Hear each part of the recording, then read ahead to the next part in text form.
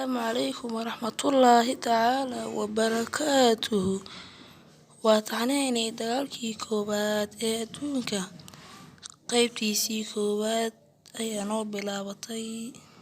اللهم إنا نحمدك ونستعينك ونستهديك. دقالكي كوباد ادونكا وحا اوكا بلاوضي مغالة سراييف عاصمة دالكا بوسنيا 28 جون 1948 waxaa sabab u ahaa wiil xag jir ah oo Serbiyaan ah waxa uuna toogtay dhaxal-suihii dalka Austria-Hungary Archduke Francis Ferdinand iyo xaaskiisa balse asbaabtu taas way ka weynayd waxaa lagu soo koobay asbaabta oo dhab ah ee keentay dagaalkiisa u weynaa 7 qodob taxanaha qaybtan waxaan ku sheegaynaa 2 qodob oo ka mid ah 1 dagaalkii ka dhacay Yurub dhacayna 7-meeyadii qarnigii 19aad oo loo guuleystay dalka Faransiiska.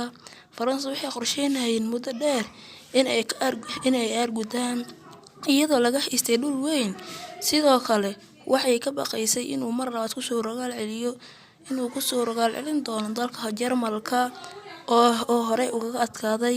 2 dawladaha waaweyn oo ku loolamayay dalalka ay gumaystaan iyadoo uu Jarmalku dareemay in laga sid badsaday taa oo marnaba u cuntamin iyadoo dhaqaalaha Jarmalku u baahnaa dhul cusub uu kheyraadkiisa ka gurto sidkiisana haddana waxaa sidkiisa qaatay Ingiriiska iyo Faransiiska.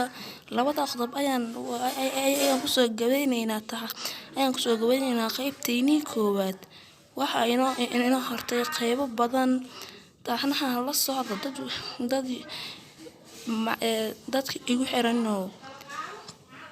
igu xiran waxaan ka codsanayaa inay la socdaan taxanahan oo aan uga marmi doono dagaalkii koowaad iyo kii labaadba waxa uuna ka koobnaan doonaa qaybo badan insha Allah hadduu Ilaahay yiraahdo.